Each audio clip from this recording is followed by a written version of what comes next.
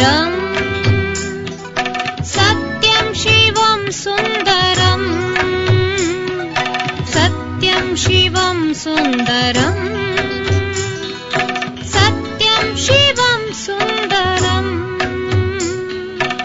शिवने सत्य शिवने सुन्दर ಅವನ ನೆನಪು ಮಧುರ ಮಧುರ ಶಿವನೇ ಸತ್ಯ ಶಿವನೇ ಸುಂದರ ಅವನ ನೆನಪು ಮಧುರ ಮಧುರ ಸತ್ಯಂ ಶಿವಂ ಸುಂದರಂ ಸತ್ಯಂ ಶಿವಂ ಸುಂದರಂ ಸತ್ಯಂ ಶಿವಂ ಸುಂದರಂ सत्यं शिवं सुन्दरम्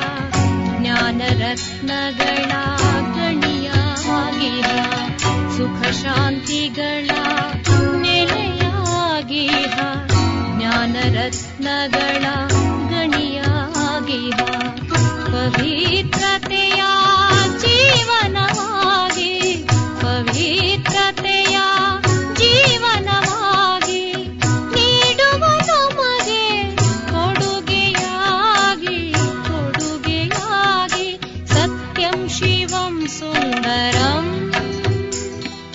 ಸತ್ಯಂ ಶಿವಂ ಸುಂದರಂ शिवं सुन्दरम् सत्यं शिवं सुन्दरम्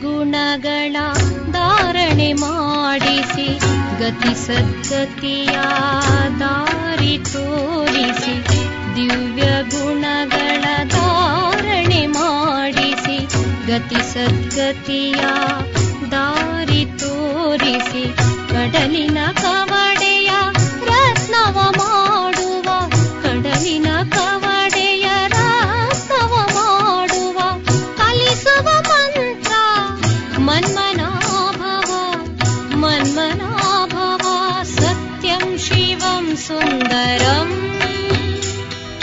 सत्यं शिवं सुन्दरम् सत्यं शिवं सुन्दरम् सत्यं शिवं सुन्दरम् शिवने सत्य शिवने सुन्दर ಅವನ ನೆನಪು ಮಧುರ ಮಧುರ ಶಿವನೇ ಸತ್ಯ ಶಿವನೇ ಸುಂದರ ಅವನ ನೆನಪು ಮಧುರ ಮಧುರ ಸತ್ಯಂ ಶಿವಂ ಸುಂದರಂ ಸತ್ಯಂ ಶಿವಂ ಸುಂದರಂ ಓಂ ಶಾಂತಿ ಶಾಂತಿ ಓಂ ಶಾಂತಿ ಓಂ ಶಾಂತಿ ಶಾಂತಿ ಓಂ ಶಾಂತಿ ಓಂ ಶಾಂತಿ ಶಾಂತಿ ಓಂ ಶಾಂತಿ ಓಂ ಶಾಂತಿ ಶಾಂತಿ ಓಂ ಶಾಂತಿ ಓಂ ಶಾಂತಿ ಶಾಂತಿ ಓಂ ಶಾಂತಿ ಓಂ ಶಾಂತಿ ಶಾಂತಿ ಓಂ ಶಾಂತಿ ಓಂ ಶಾಂತಿ. ಇಂದಿನ ದಿನಾಂಕ 10/7/2026. ಪ್ರಾರ್ಥ ಮುರುಳಿ ಬಾಪ್ದಾದ ಮಧುಬನ. ಮಧುರ ಮಕ್ಕಳೇ, ನೀವು ಮಕ್ಕಳಿಗೆ ಅವಿನಾಶಿ ಜ್ಞಾನರತ್ನಗಳಿಂದ ಜೋಳಿಗೆಯನ್ನು ತುಂಬಿಸಲು ತಂದೆಯು ಬಂದಿದ್ದಾರೆ. ಈ ಒಂದೊಂದು ಜ್ಞಾನರತ್ನವು ಲಕ್ಷಾಂತರ ರೂಪಾಯಿಗಳು ಬೆಲೆ ಬಾಳುವಂಥದ್ದಾಗಿದೆ. ಪ್ರಶ್ನೆ: ಗುಪ್ತ ದಾನಕ್ಕೆ ಇಷ್ಟು ಅಧಿಕ ಮಹತ್ವಿಕೆ ಏಕೆ ಇದೆ? ಉತ್ತರ: ಏಕೆಂದರೆ ತಂದೆಯು ನಿಮಗೆ ಈಗ ಗುಪ್ತ ಜ್ಞಾನರತ್ನಗಳ ದಾನ ಮಾಡುತ್ತಾರೆ. ಇದನ್ನು ಪ್ರಪಂಚದವರು ತಿಳಿದುಕೊಂಡಿಲ್ಲ. ಮತ್ತೆ ನೀವು ಮಕ್ಕಳು ಈ ಜ್ಞಾನರತ್ನಗಳ ದಾನ ಮಾಡುವುದರಿಂದ ವಿಶ್ವದ ರಾಜ್ಯ ಭಾಗ್ಯವನ್ನು ತೆಗೆದುಕೊಳ್ಳುತ್ತೀರಿ. ಇದು ಸಹ ಗುಪ್ತವಾಗಿದೆ. ಯಾವುದೇ ಯುದ್ಧವಿಲ್ಲ, ಯಾವುದೇ ಸಿಡಿಮದ್ದುಗಳಿಲ್ಲ ಮತ್ತು ಯಾವುದೇ ಖರ್ಚು ಇಲ್ಲ. ಗುಪ್ತ ರೀತಿಯಿಂದ ತಂದೆಯು ನಿಮಗೆ ರಾಜ್ಯವನ್ನು ದಾನದಲ್ಲಿ ಕೊಟ್ಟರು. ಆದ್ದರಿಂದ ಗುಪ್ತ ದಾನಕ್ಕೆ ಬಹಳ ಮಹತ್ವಿಕೆ ಇದೆ. ಡಬಲ್ ಓಂ ಶಾಂತಿ. ಒಂದನ್ನು ಶಿವ ತಂದೆಯು ಹೇಳುತ್ತಾರೆ, ಇನ್ನೊಂದನ್ನು ಬ್ರಹ್ಮ ದಾದಾರವರು ಹೇಳುತ್ತಾರೆ. ಇಬ್ಬರ ಸ್ವಧರ್ಮವು ಶಾಂತಿಯಾಗಿದೆ. ಇಬ್ಬರು ಶಾಂತಿಧಾಮ ನಿವಾಸಿಯಾಗಿದ್ದಾರೆ. ನೀವು ಮಕ್ಕಳು ಸಹ ಶಾಂತಿಧಾಮ ನಿವಾಸಿಯಾಗಿದ್ದೀರಿ. ನಿರಾಕಾರ ದೇಶದಲ್ಲಿರುವವರು ಸಾಕಾರಿ ದೇಶದಲ್ಲಿ ಪಾತ್ರವನ್ನು ಅಭಿನಯಿಸಲು ಬಂದಿದ್ದೀರಿ. ಏಕೆಂದರೆ ಇದು ಡ್ರಾಮಾ ಅಲ್ಲವೇ? ಮಕ್ಕಳಿಗೆ ಮೇಲಿನಿಂದ ಹಿಡಿದು ಕೆಳಗಿನವರೆಗೆ ಡ್ರಾಮಾದ ಆದಿ ಮಧ್ಯ ಅಂತ್ಯದ ಜ್ಞಾನವು ಬುದ್ಧಿಯಲ್ಲಿ ತುಂಬಲ್ಪಟ್ಟಿದೆ. ಸರ್ವಶ್ರೇಷ್ಠ ಭಗವಂತ ಮತ್ತು ಅವರ ಜೊತೆ ಮಕ್ಕಳು ಈ ಮಾತುಗಳನ್ನು ಚೆನ್ನಾಗಿ ತಿಳಿದುಕೊಳ್ಳಿ. ನಿಮ್ಮ ವಿನಃ ಯಾರಲ್ಲಿಯೂ ಈ ಜ್ಞಾನವಿಲ್ಲ. ನೀವು ಈಶ್ವರನ ಶಾಲೆಯಲ್ಲಿ ಓದುತ್ತೀರಿ. ಭಗವಾನುವಾಚ: ಭಗವಂತನು ಒಬ್ಬರೇ ಆಗಿದ್ದಾರೆ. ಯಾವುದೇ 10-20 ಮಂದಿ ಭಗವಂತರಿಲ್ಲ. ಯಾವುದೆಲ್ಲ ಧರ್ಮದವರಿದ್ದಾರೆಯೋ ಅವರ ಯಾರೆಲ್ಲ ಆತ್ಮರಿದ್ದಾರೆಯೋ ಎಲ್ಲರಿಗೂ ಒಬ್ಬರೇ ತಂದೆಯಾಗಿದ್ದಾರೆ. ನಂತರ ತಂದೆಯು ಸೃಷ್ಟಿಯನ್ನು ರಚಿಸುತ್ತಾರೆಂದರೆ ಆಗ ಪ್ರಜಾಪಿತ ಬ್ರಹ್ಮ ಎಂದು ಹೇಳಲಾಗುತ್ತದೆ. ಶಿವನಿಗೆ ಪ್ರಜಾಪಿತನೆಂದು ಹೇಳುವುದಿಲ್ಲ. ಪ್ರಜೆಗಳಂತೂ ಜನನ ಮರಣದಲ್ಲಿ ಬರುತ್ತಾರೆ. ಆತ್ಮವು ಸಂಸ್ಕಾರದ ಆಧಾರದಿಂದ ಜನನ ಮರಣದಲ್ಲಿ ಬರುತ್ತದೆ. ಅಂದ ಮೇಲೆ ಪ್ರಜಾಪಿತ ಬ್ರಹ್ಮನು ಬೇಕಾಗಿದೆ. ಪರಮಪಿತ ಪರಮಾತ್ಮನು ಪ್ರಜಾಪಿತ ಬ್ರಹ್ಮನ ಮೂಲಕ ರಚನೆಯನ್ನು ರಚಿಸುತ್ತಾರೆಂದು ಗಾಯನವಿದೆ. ಅವರನ್ನು ಪತಿತ ಪಾವನ ಬನ್ನಿ ಎಂದು ಕರೆಯಲಾಗುತ್ತದೆ. ಯಾವಾಗ ಪ್ರಪಂಚವು ಪತಿತವಾಗುತ್ತದೆಯೋ ಮತ್ತು ಅದರ ಅಂತ್ಯವಾಗುತ್ತದೆಯೋ ಆಗಲೇ ತಂದೆಯು ಪತಿತರಿಂದ ಪಾವನರನ್ನಾಗಿ ಮಾಡಲು ಬರುತ್ತಾರೆ. ನೀವೀಗ ತಿಳಿದುಕೊಂಡಿದ್ದೀರಿ. ತಂದೆಯು ಒಂದೇ ಬಾರಿ ಬರುತ್ತಾರೆ, ಮತ್ತೆಂದೂ ಬರುವುದಿಲ್ಲ. ಈಗ ನಿಮಗೆ ಸಂಪೂರ್ಣ ಜ್ಞಾನ ಸಿಕ್ಕಿದೆ. ನೀವು ಡ್ರಾಮಾದ ಪಾತ್ರಧಾರಿಗಳಾಗಿದ್ದೀರಲ್ಲವೇ? ಡ್ರಾಮಾದ ಪಾತ್ರಧಾರಿಗಳಿಗೆ ಯಾರ್ಯಾರದ್ದೋ ಯಾವ ಪಾತ್ರವೆಂದು ಎಲ್ಲರ ಪಾತ್ರದ ಬಗ್ಗೆ ಅವಶ್ಯವಾಗಿ ತಿಳಿದಿರಬೇಕು. ಅದಂತೂ ಚಿಕ್ಕ ಹದ್ದಿನ ನಾಟಕವಾಗಿರುತ್ತದೆ. ಅದರ ಬಗ್ಗೆ ಎಲ್ಲರಿಗೂ ತಿಳಿಯುತ್ತದೆ. ನೀವು ಸಹ ನೋಡಿ ಬರುತ್ತೀರಿ. ಬೇಕಾದರೆ ನೀವು ಅದನ್ನು ಬರೆಯಲೂಬಹುದು, ನೆನಪು ಮಾಡಿಕೊಳ್ಳಲೂಬಹುದು. ಬಹಳ ಚಿಕ್ಕದಾಗಿರುತ್ತದೆ. ಆದರೆ ಇದು ಬಹಳ ದೊಡ್ಡ ಬೇಹದ್ದಿನ ನಾಟಕವಾಗಿದೆ. ಇದನ್ನು ನೀವು ಸತ್ಯಯುಗದಿಂದ ಹಿಡಿದು ಕಲಿಯುಗದ ಅಂತ್ಯದವರೆಗೆ ತಿಳಿದಿದ್ದೀರಿ. ಈಗ ನಿಮಗೆ ತಿಳಿದಿದೆ. ನಮಗೆ ಬೇಹದ್ದಿನ ತಂದೆಯಿಂದ ಬೇಹದ್ದಿನ ಆಸ್ತಿಯೂ ಸಿಗುತ್ತದೆ. ಮತ್ತೆ ಹದ್ದಿನ ತಂದೆಯಿಂದ ಅದ್ದಿನ ಆಸ್ತಿ ಅದ್ದಿನ ಸಂಪತ್ತು ಸಿಗುತ್ತದೆ. ತಂದೆಯು ತಿಳಿಸಿದ್ದರೂ ಯಾರು ರಾಜರಾಗುವರೋ ಅವರು ಇಂದಿನ ಜನ್ಮದಲ್ಲಿ ದಾನ ಪುಣ್ಯ ಇತ್ಯಾದಿಗಳನ್ನು ಮಾಡಿರುವುದರಿಂದ ಒಂದು ಜನ್ಮಕ್ಕಾಗಿ ರಾಜರಾಗುತ್ತಾರೆ. ಅವರು ಇನ್ನೊಂದು ಜನ್ಮದಲ್ಲಿಯೂ ರಾಜರಾಗುತ್ತಾರೆ ಎಂದಲ್ಲ. ನೀವು ಯಾರು ಸತ್ಯಯುಗದಲ್ಲಿ ರಾಜ ಮಹಾರಾಜರಾಗಿದ್ದೀರೋ ನಿಮ್ಮ ರಾಜ್ಯವು ಮರೆಯಾಗಿ ಬಿಡುತ್ತದೆ ಎಂದು ತಿಳಿದುಕೊಳ್ಳಬೇಡಿ. ನಂತರ ಯಾವಾಗ ಭಕ್ತಿ ಮಾರ್ಗವಾಗುವುದೋ ಆಗಲೂ ಸಹ ಅವರು ಹೆಚ್ಚು ದಾನ ಪುಣ್ಯ ಮಾಡುತ್ತಾರೆಂದರೆ ಅವರೂ ಸಹ ರಾಜಧಾನಿಯಲ್ಲಿ ಹೋಗುತ್ತಾರೆ. ಆದರೆ ಅವರು ವಿಕಾರಿ ರಾಜರಾಗಿ ಬಿಡುತ್ತಾರೆ. ನೀವೇ ಯಾರು ಪೂಜ್ಯರಾಗಿದ್ದೀರೋ ನಂತರ ಪೂಜಾರಿಗಳಾಗಿದ್ದೀರಿ. ಅದು ಅಲ್ಪಕಾಲದ ಸುಖವಿರುತ್ತದೆ. ದುಃಖವಂತೂ ಕೇವಲ ಈಗಲೇ ಇರುತ್ತದೆ. ಈಗ ತಮೋ ಪ್ರಧಾನತೆಯಲ್ಲಿಯೂ ಸಹ ನಿಮಗೆ ಸುಖವಿದೆ. ಯಾವುದೇ ಕಲಹ ಜಗಳಗಳ ಮಾತಿಲ್ಲ. ಇದಂತೂ ನಂತರದಲ್ಲಿ ಆಗುತ್ತದೆ. ಯಾವಾಗ ಲಕ್ಷಾಂತರ ಅಂದಾಜಿನಲ್ಲಿ ಆಗಿಬಿಡುವರೋ ಆಗ ಯುದ್ಧ ಇತ್ಯಾದಿಗಳು ಆರಂಭವಾಗುತ್ತದೆ. ನೀವು ಮಕ್ಕಳಿಗೆ ಸತ್ಯಯುಗ ತ್ರೇತಾ ದ್ವಾಪರದಲ್ಲಿಯೂ ಸುಖವಿರುತ್ತದೆ. ಯಾವಾಗ ತಮೋ ಪ್ರಧಾನತೆಯೂ ಹೆಚ್ಚಾಗುವುದೋ ಆಗ ಸ್ವಲ್ಪ ದುಃಖವಿರುತ್ತದೆ. ಈಗಂತೂ ಬಹಳ ತಮೋ ಪ್ರಧಾನತೆ ಇದೆ. ಇದು ತಮೋ ಪ್ರಧಾನ ಪ್ರಪಂಚವೆಂದು ತಂದೆಯೂ ತಿಳಿಸುತ್ತಾರೆ. ನಿಮಗೆ ತಿಳಿದಿದೆ ಇದು ಬೇಅದ್ದಿನ ನಾಟಕವಾಗಿದೆ. ಇದರಿಂದ ಯಾರೂ ಬಿಡುಗಡೆಯಾಗಲು ಸಾಧ್ಯವಿಲ್ಲ. ಮನುಷ್ಯರು ಯಾವಾಗ ದುಃಖದಲ್ಲಿ ಬೇಸತ್ತು ಹೋಗುವರೋ ಆಗ ಭಗವಂತನು ಇಂತಹ ಆಟವನ್ನು ಏಕೆ ರಚಿಸಿದರು ಎಂದು ಹೇಳುತ್ತಾರೆ. ಒಂದು ವೇಳೆ ಭಗವಂತನು ರಚಿಸದೇ ಇದ್ದಿದ್ದರೆ ಪ್ರಪಂಚವೇ ಇರುತ್ತಿರಲಿಲ್ಲ, ಏನೂ ಇರುತ್ತಿರಲಿಲ್ಲ. ರಚಯಿತ ಮತ್ತು ರಚನೆಯಂತೂ ಇದೆಯಲ್ಲವೇ? ಅದರ ವಿವರವೂ ಇದೆ. ಸತ್ಯಯುಗದಿಂದ ಕಲಿಯುಗದ ಅಂತ್ಯದವರೆಗೆ ಇನ್ನೂ ಕೆಲವೇ ದಿನಗಳಿವೆ. ನೀವು ಪ್ರತ್ಯಕ್ಷದಲ್ಲಿ ನೋಡುತ್ತೀರಿ. ಮೊದಲೇ ತೋರಿಸುವುದಿಲ್ಲ.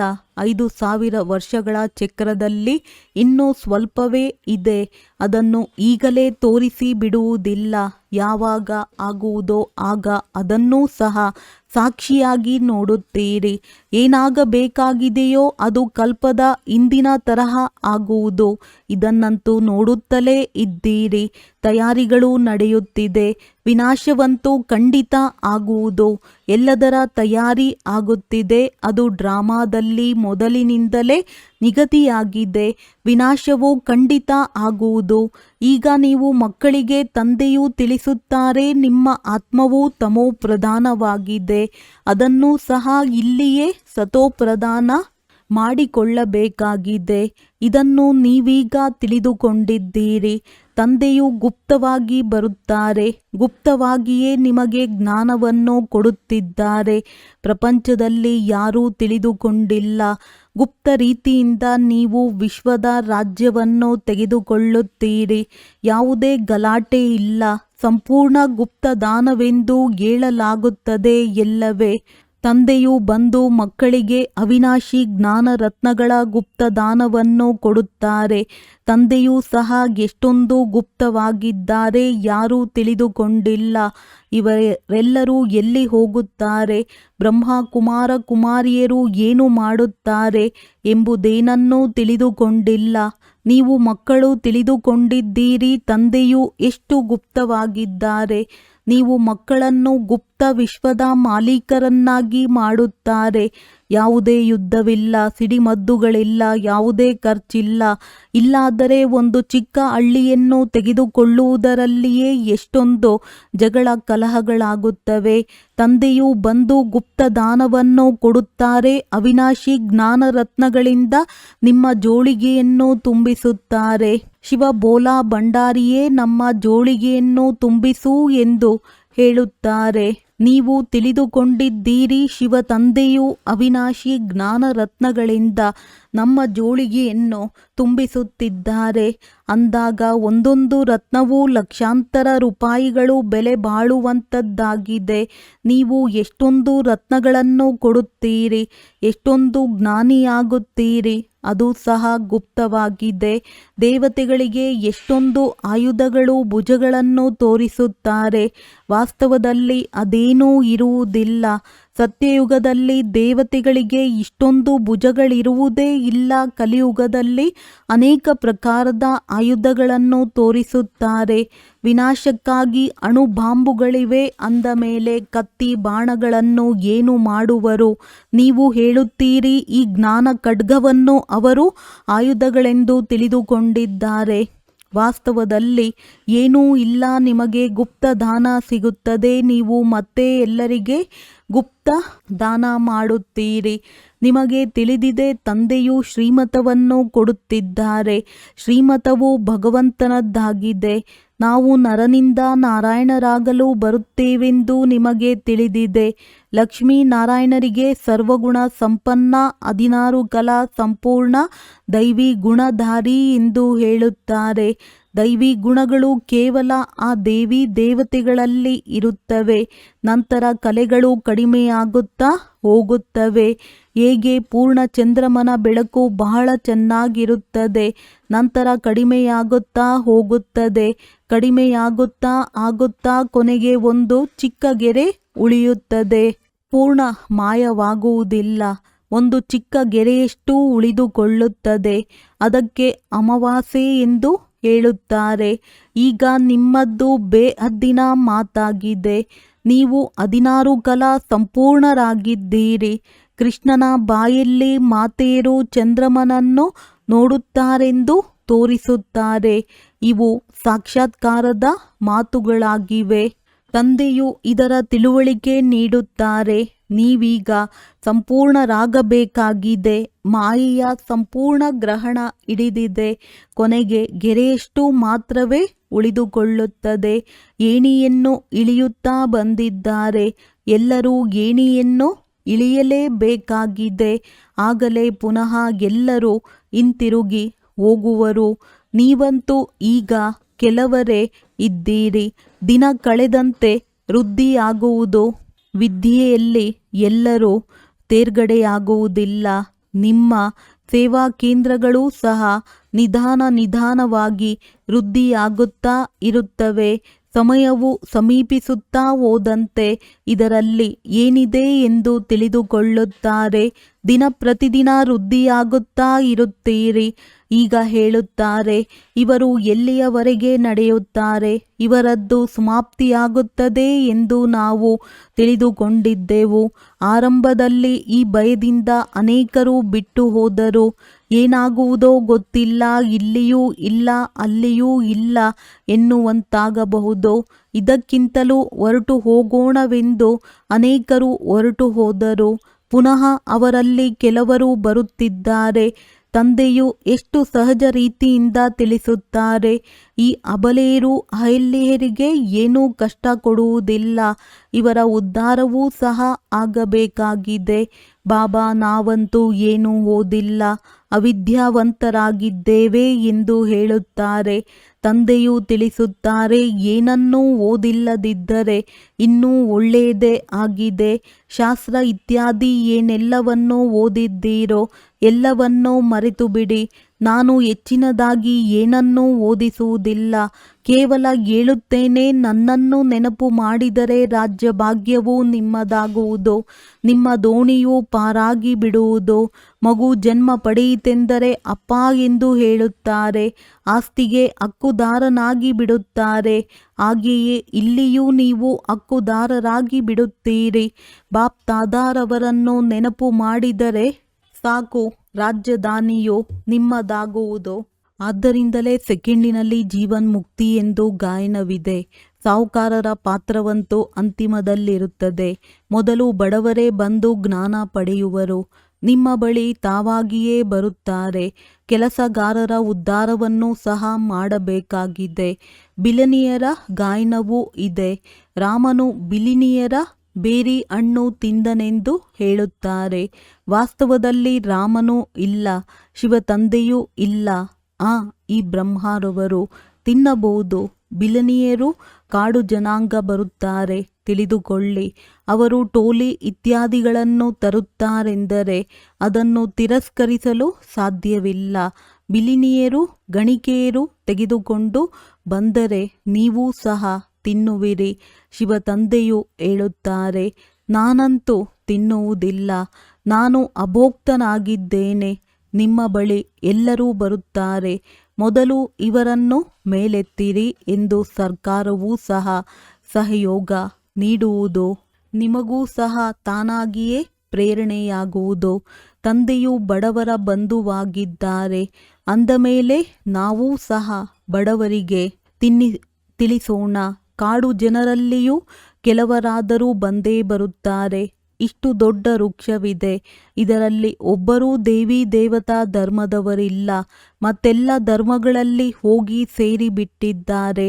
ಈಗ ತಂದೆಯು ತಿಳಿಸುತ್ತಾರೆ, ಯಾರು ಭಕ್ತಿ ಮಾಡುವವರಿದ್ದಾರೆಯೋ ಅವರಿಗೆ ತಿಳಿಸಿಕೊಡಿ. ನೀವು ನೋಡುತ್ತಿದ್ದೀರಿ ಹೇಗೆ ನಾಟಿಯಾಗುತ್ತಿದೆ, ಹೇಗೆ ಬ್ರಾಹ್ಮಣರಾಗುತ್ತಾರೆ. ಯಾರು ಸೂರ್ಯವಂಶಿ ಚಂದ್ರವಂಶಿ ದೇವತೆಗಳಾಗಬೇಕಾಗಿದೆಯೋ ಅವರೇ ಬರತೊಡಗುತ್ತಾರೆ. ಒಂದು ಬಾರಿ ಈ ಜ್ಞಾನವನ್ನು ಕೇಳಿದರೂ ಸಹ ಸ್ವರ್ಗದಲ್ಲಿ ಖಂಡಿತ ಬಂದೇ ಬರುತ್ತಾರೆ. ತಂದೆಯು ಕಾಶಿಯಲ್ಲಿ ಬಲಿಯಾಗುವ ಉದಾಹರಣೆಯನ್ನು ತಿಳಿಸಿದ್ದಾರೆ. ಅಲ್ಲಿ ಹೋಗಿ ಶಿವನಿಗೆ ಬಲಿಯಾಗುತ್ತಾರೆ. ಅವರಿಗೂ ಸಹ ಏನಾದರೂ ಸಿಗಬೇಕಲ್ಲವೇ? ನೀವು ಬಲಿಹಾರಿಯಾಗುತ್ತೀರಿ. ರಾಜ್ಯ ಪದವಿಗಾಗಿ ಪುರುಷಾರ್ಥ ಮಾಡುತ್ತೀರಿ. ಭಕ್ತಿ ಮಾರ್ಗದಲ್ಲಿ ರಾಜ್ಯವಂತೂ ಇರುವುದಿಲ್ಲ. ಯಾರೂ ಹಿಂತಿರುಗಿ ಹೋಗಲು ಸಾಧ್ಯವಿಲ್ಲ. ಅಂದಮೇಲೆ ಏನಾಗುತ್ತದೆ? ಅವರು ಯಾರ ಪಾಪಗಳನ್ನು ಮಾಡಿದ್ದಾರೆಯೋ ಅದರ ಶಿಕ್ಷೆಯನ್ನು ಅನುಭವಿಸಿ ಅದನ್ನು ಮುಗಿಸಿಕೊಳ್ಳುತ್ತಾರೆ. ನಂತರ ಹೊಸದಾಗಿ ಜನ್ಮವಾಗುತ್ತದೆ. ಮತ್ತೆ ಹೊಸದಾಗಿ ಪಾಪವಾಗಲು ಆರಂಭವಾಗುತ್ತದೆ. ಬಾಕಿ ಅವರು ಎಲ್ಲಿಯೂ ಹೋಗುವುದಿಲ್ಲ. ಇಲ್ಲಿಯೇ ಜನ್ಮ ಕಳೆಯಬೇಕಾಗಿದೆ.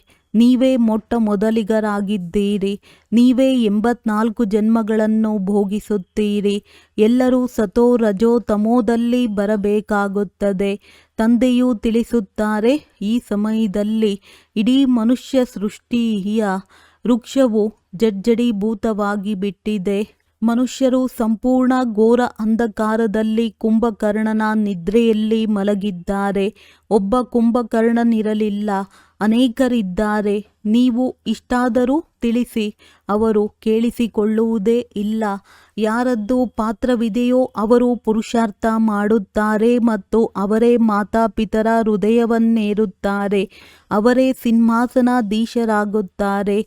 ಬಾಬಾ ಮಕ್ಕಳಿಗೆ ಶಿಕ್ಷಣ ಕೊಡಬೇಕಾಗುತ್ತದೆ ಎಂದು ಅನೇಕರು ಹೇಳುತ್ತಾರೆ. ಇದಕ್ಕೆ ತಂದೆಯು ತಿಳಿಸುತ್ತಾರೆ, ಮಕ್ಕಳೇ, ಇದನ್ನು ಆಲೋಚಿಸಬೇಡಿ. ನಾವು ಪತಿತರನ್ನು ಪಾವನ ಮಾಡಿ ಎಂದು ನೀವು ಕರೆಯುತ್ತೀರಿ. ತಂದೆಯೂ ಸಹ ಹೇಳುತ್ತಾರೆ, ಕಾಮ ಮಹಾಶತ್ರುವಾಗಿದೆ. ಕ್ರೋಧವು ಶತ್ರುವೆಂದು ಹೇಳಲಾಗುವುದಿಲ್ಲ. ಪುರುಷರು ಬಹಳ ಹೊಡೆದಾಡುತ್ತಾರೆ. ಮಾತೆಯರಲ್ಲಿ ಅಷ್ಟೊಂದು ಇರುವುದಿಲ್ಲ. ಈಗ ತಂದೆಯು ನೀವು ಮಾತೆಯರನ್ನು ಮುಂದಿಟ್ಟಿದ್ದಾರೆ. ಒಂದೇ ಮಾತರಂ. ಪತಿಯು ನಿಮಗೆ ಗುರು ಈಶ್ವರನಾಗಿದ್ದಾರೆ. ಅವರ ಮತದಂತೆ ನಡೆಯಬೇಕೆಂದು ಮಾತೆಯರಿಗೆ ಹೇಳಿಕೊಡುತ್ತಾರೆ. ಮಾಂಗಲ್ಯ ಕಟ್ಟಿದರೆ ಸಾಕು, ಕೂಡಲೇ ಪತಿತರಾಗುವರು. ಅವರಿಗೆ ಈ ಈಶ್ವರ ಸಿಕ್ಕಿದನೇ ಈಗ ರಾಮರಾಜ್ಯವು ಸ್ಥಾಪನೆಯಾಗುತ್ತದೆ. ಉಳಿದೆಲ್ಲರೂ ಹೊರಟು ಹೋಗುತ್ತಾರೆ. ವಿನಾಶಕಾಲೇ ವಿಪರೀತ ಬುದ್ಧಿ ಎಂದು ತಂದೆಯು ತಿಳಿಸುತ್ತಾರೆ. ಈಗ ನಿಮಗೆ ಪರಮಪಿತ ಪರಮಾತ್ಮನೊಂದಿಗೆ ಪ್ರೀತಿ ಬುದ್ಧಿ ಇದೆ. ಶಿವ ತಂದೆಯು ಇವರಲ್ಲಿ ಬರುತ್ತಾರೆ. ಇವರ ಮೂಲಕ ನಾವು ಕೇಳುತ್ತಿದ್ದೇವೆ ಎಂದು ನೀವಾತ್ಮರಿಗೆ ತಿಳಿದಿದೆ. ಆತ್ಮವು ಚಿಕ್ಕ ಬಿಂದುವಾಗಿದೆ. ಶಿವ ತಂದೆಗೆ ಇದು ತಾತ್ಕಾಲಿಕ ರಥವಾಗಿದೆ. ಇವರ ಮೂಲಕ ಈ ರುದ್ರ ಜ್ಞಾನ ಯಜ್ಞವನ್ನು ರಚಿಸಿದ್ದಾರೆ. ಇದು ವೃದ್ಧಿಯಾಗುತ್ತಲೇ ಹೋಗುವುದು. ಮಕ್ಕಳ ಹನಿಗೂಡಿ ಹಳ್ಳವಾಗುವುದು. ಮಕ್ಕಳು ತಮ್ಮದೆಲ್ಲವನ್ನು ಸಫಲ ಮಾಡಿಕೊಳ್ಳುತ್ತಾ ಇರುತ್ತೀರಿ. ಏಕೆಂದರೆ ಇದೆಲ್ಲವೂ ಮಣ್ಣು ಪಾಲಾಗಲಿದೆ, ಏನೂ ಉಳಿಯುವುದಿಲ್ಲ. ಆದ್ದರಿಂದ ಇಷ್ಟಾದರೂ ಸಫಲವಾಗಲಿ. ಸುಧಾಮನ ಉದಾಹರಣೆ ಇದೆಯಲ್ಲವೇ? ಹೆಣ್ಣು ಮಕ್ಕಳು ತಂದೆಯ ಬಳಿ ಇಡೀ ಅವಲಕ್ಕಿ ಅಥವಾ 6-8 ರೂಪಾಯಿಗಳನ್ನು ಕಳುಹಿಸುತ್ತಾರೆ. ವಾವ್ ಮಗುವೆ, ತಂದೆಯಂತೂ ಬಡವರ ಬಂಧುವಲ್ಲವೇ? ಇದಂತೂ ಡ್ರಾಮಾದಲ್ಲಿ ನಿಗದಿಯಾಗಿದೆ. ಇದು ಕಲ್ಪದ ನಂತರವೂ ಆಗುವುದು. ಬಂಧನದಲ್ಲಿ ಇರುವವರಿದ್ದಾರೆ. ತಂದೆಯು ಹೇಳುತ್ತಾರೆ, ನೀವು ಭಾಗ್ಯಶಾಲಿಗಳಾಗಿದ್ದೀರಿ. ಶಿವ ತಂದೆಯ ಕೈಯಂತೂ ಸಿಕ್ಕಿದೆಯಲ್ಲವೇ? ಮುಂದೆ ಒಂದು ದಿನ ಬರುವುದು, ಎಲ್ಲ ಆರ್ಯ ಸಮಾಜಿಗಳು ಬರುತ್ತಾರೆ. ಇನ್ನೆಲ್ಲಿಗೆ ಹೋಗುವರು? ಮುಕ್ತಿ ಜೀವನ್ ಮುಕ್ತಿಯ ಅಂಗಡಿಯೂ ಇದೊಂದೇ ಆಗಿದೆ.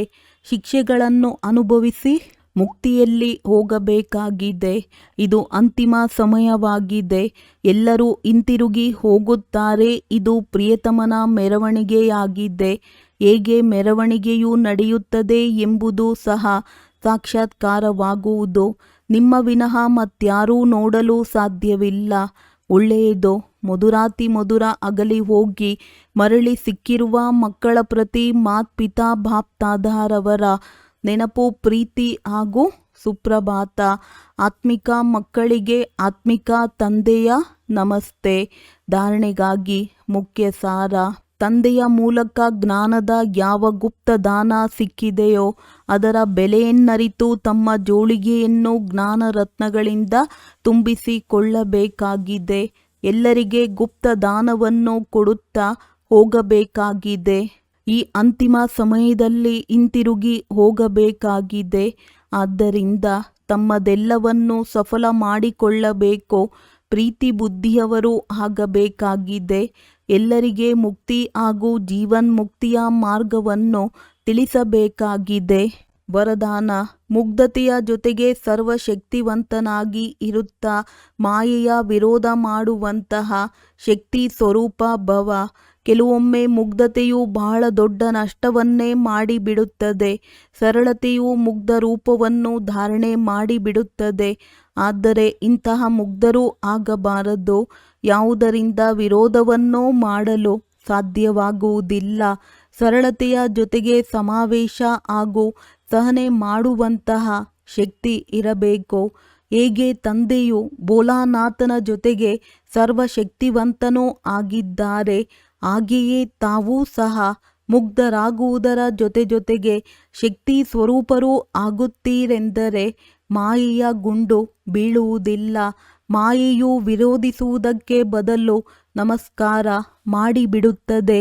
ಸ್ಲೋಗನ್: ತಮ್ಮ ಹೃದಯದಲ್ಲಿ ನೆನಪಿನ ಬಾವುಟವನ್ನು ಆರಿಸುತ್ತೀರೆಂದರೆ ಪ್ರತ್ಯಕ್ಷತೆಯ ಧ್ವಜಾರೋಹಣ ಆಗಿಬಿಡುತ್ತದೆ.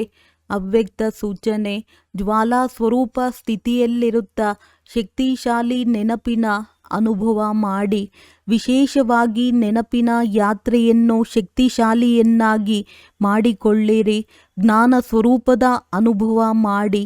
ತಮ್ಮ ಶ್ರೇಷ್ಠ ಆತ್ಮರ ಶುಭ ವೃತ್ತಿ ಅಥವಾ ಕಲ್ಯಾಣದ ವೃತ್ತಿ ಮತ್ತು ಶಕ್ತಿಶಾಲಿ ವಾತಾವರಣ ಅನೇಕ ಚಡಪಡಿಸುತ್ತಿರುವ, ಅಲೆದಾಡುತ್ತಿರುವ, ಕರೆಯುತ್ತಿರುವ ಆತ್ಮರಿಗೆ ಆನಂದ, ಶಾಂತಿ ಮತ್ತು ಶಕ್ತಿಯ ಅನುಭೂತಿ ಮಾಡಿಸಿರಿ. ಒಳ್ಳೆಯದು. ಓಂ ಶಾಂತಿ.